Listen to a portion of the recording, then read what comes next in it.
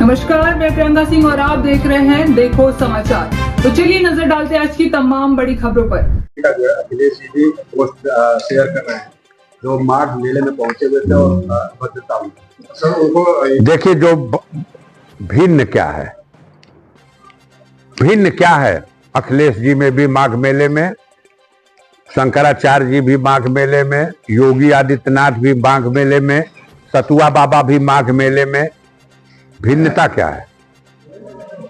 अखिलेश यादव की सत्ता व्यवस्था थी उत्तर प्रदेश में और यही अभी मुक्तेश्वर आनंद जी अभी कार्यवाहक, अभी वो जीवित थे शंकराचार्य, तो उस समय ये कार्यवाहक शंकराचार्य की हैसियत से व्यवस्था का संचालन कर रहे थे। बनारस में एक मुद्दे को लेकर के प्रशासनिक मशीनरी ने इनके साथ बड़ा दुर्व्यवहार किया था। छोटे छोटे बटुकों को जो पाठोट करते हैं धार्मिक ग्रंथों का, और इनके साथ जो साधु सन्यासी थे सबको लाठी चार्ज करके वहीं महामना की मूर्ति के नीचे वहीं काशी में इनके साथ मारपीट की गई, इनके लोगों के साथ मारपीट की गई। वो सवाल प्रेस वालों ने पूछा है।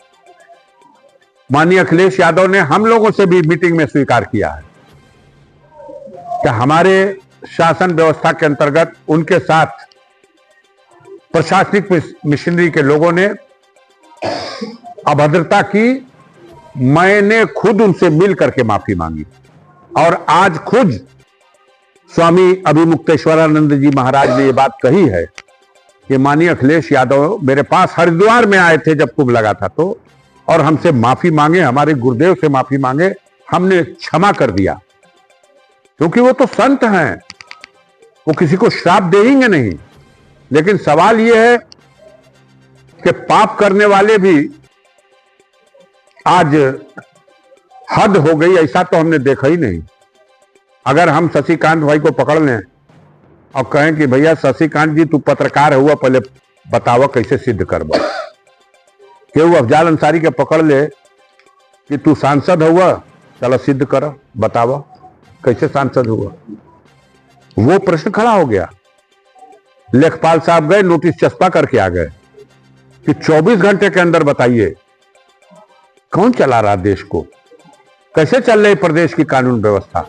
ये 24 घंटे की नोटिस, अरे ये तो सुप्रीम कोर्ट भी नहीं दे सकती किसी को, उसके लिए भी पर्याप्त समय हफ्ता, 2 हफ्ता, 4 हफ्ता का होता है। बाबा जो वकील आ गए हैं उन्होंने कहा है कि सब कुछ अवैध हो रहा है और हक ही नहीं है सरकार को पूछने का शंकराचार्य होने का। हम भी यही कहते हैं, सम्मान पत्र भी भेजा है बाबा ने। नहीं, उनका आशीर्वाद आया है मुझे। एक प्रसंग था, आप ही के जैसे पत्रकार बंधुओं के बीच में पूछ दिया था आप लोगों ने कि उन्होंने एक अभियान चला रखा है गौ को राष्ट्रमाता का दर्जा दिया जाए। मैंने इनकी इस मांग का पुरजोर समर्थन किया था और ये बात कहीं से उड़ते पुड़ते उन तक पहुंच गई। मीडिया के लोगों ने इस बात को दिखा दिया है कहीं, तो उन्होंने बुलाया था, प्रशंसा पत्र भी दिया, मुझसे वार्ता भी की और मैंने उनको बताया कि ये कोई ऐसी मांग ही नहीं है जिस पे किसी को भी आपत्ति हो। जब हम शेर को राष्ट्रीय एनिमल घोषित कर सकते हैं, मोर को राष्ट्रीय पक्षी घोषित कर सकते हैं, तो कहते हो सब कि गौ हमारी माता है, तो गाय को क्यों नहीं हम राष्ट्रमाता का दर्जा दे सकते। फंस गया मामला ये कि योगी जी गरम दल के नेता हैं। इन्होंने कह दिया कुछ दिन पहले, आप सारे मीडिया के लोगों ने दिखाया कि बेचना हो बेचे कोई, लेकिन हलाल लिख के न बेचे। अगर हलाल लिख के बेचेगा मुकदमा कायम होगा, जेल में जाएगा। ये एक मुख्यमंत्री का, उत्तर प्रदेश के मुख्यमंत्री का वक्तव्य भी है और इसके तहत कार्रवाई भी होने लगी। ए दुकानदार, ये हलाल फूड हटो। और ये बीफ की बात नहीं, वो मुर्गा मुर्गी बकरा बकरी कोनो चीज हलाल नहीं लिख सकते। और इधर देश का प्रधानमंत्री नरेंद्र मोदी ये चले गए ओमान। ओमान आप जानते हैं मिडिल ईस्ट में, अरब गणराज्य के अंतर्गत। और ओमान ने इनसे कहा कि भाई आपके यहां जब हलाल मिलेगा तो हम भी आपके ग्राहक हैं। उसने प्रोफार्मा बाकायदा बना के इनको दिया है, ये लेके आए हैं, विज्ञापन छपा है आप लोगों के टीवी और अखबारों में। और इतना ऑर्डर लेके आए हैं इस बार कि ब्राजील हार गया, वो सेकंड नंबर पे हो गया, भारत 1 नंबर पर हो गया। बीफ का इंतजाम सारे दुनिया को खाने के लिए हम करेंगे। तो एक तरफ बीफ का एक्सपोर्ट करने में हम विश्व गुरु तो बन गए, दूसरी तरफ हम हलाल का सर्टिफिकेट जैसे उन्होंने बनाया है वैसे ही बना के ठप्पा मार के देंगे कि ये हलाल किया हुआ है। हलाल का मतलब क्या है? ज़बा किया हो, हिंदू राष्ट्र बनेगा। बोलिए कितना विरोधाभास है। शंकराचार्य को अपमानित भी किया जाएगा, संविधान की धज्जी उड़ाई जाएगी। एक तरफ संविधान की भी धज्जी उड़ रही है और दूसरी तरफ सनातन धर्म को भी अपमानित किया जा रहा है।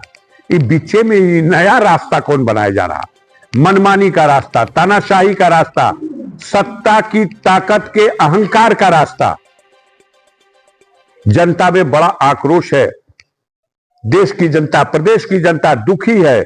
चारों शंकराचार्यों के वक्तव्य आ गए, चारों ने घोर निंदा की है। और अभी तक ये तानाशाही विचार रखने वाले जो अधिकारी हैं वहां, इनको माफी मांगनी चाहिए थी जाकर के।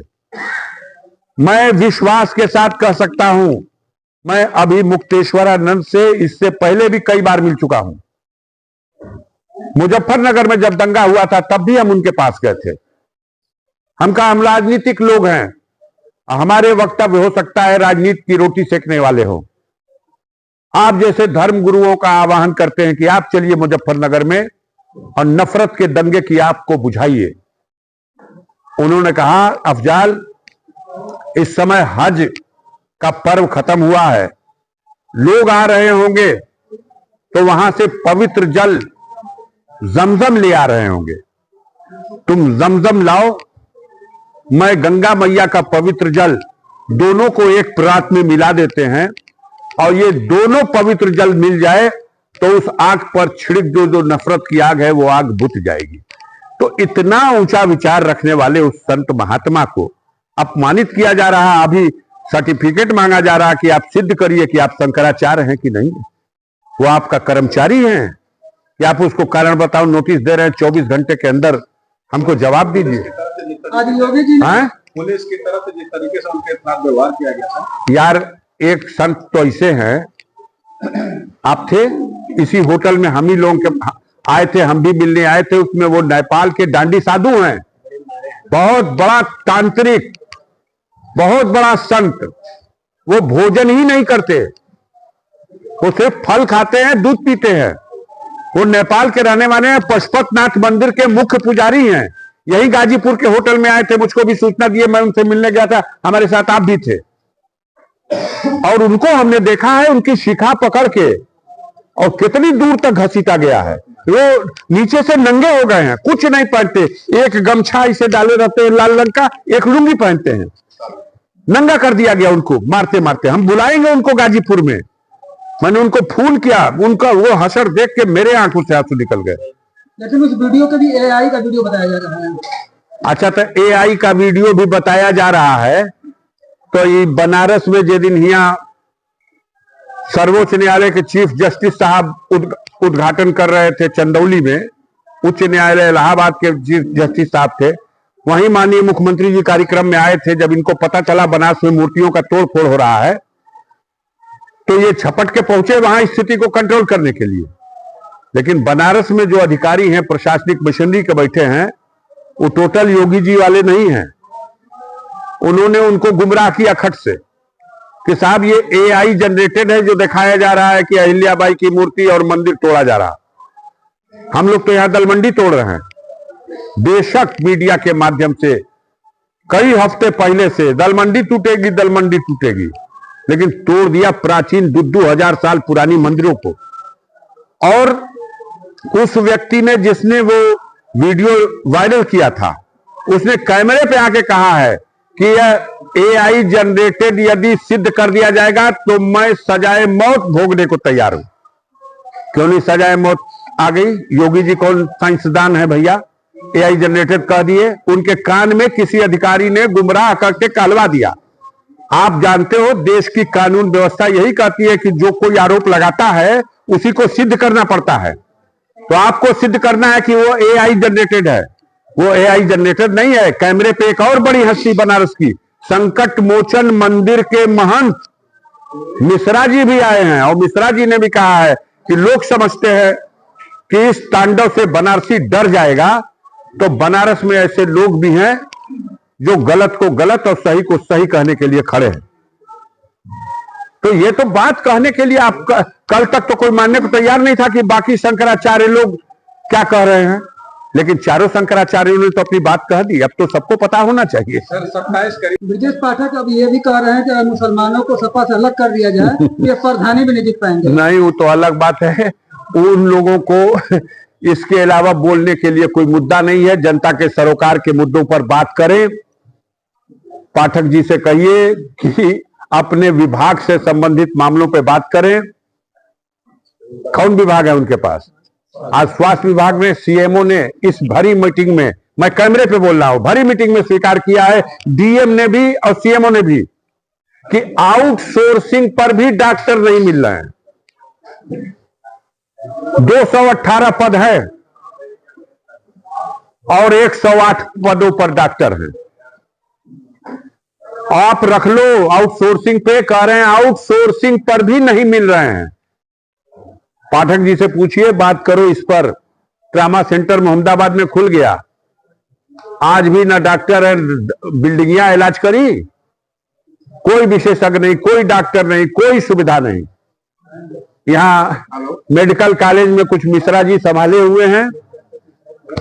थोड़ा जनता के लोगों से भी सुनने को मिल रहा है कि यहां जो मशीनें आ गई हैं, कुछ सक्रिय हैं, कुछ डॉक्टर भी अच्छे हैं यहां, तो यहां कुछ आंसू पूछ जा रहा है। लेकिन ग्रामीण क्षेत्रों में, तहसीलों में, ब्लॉकों में जो हॉस्पिटल है कोई है नहीं, फार्मासिस्ट चला रहे हैं हॉस्पिटल।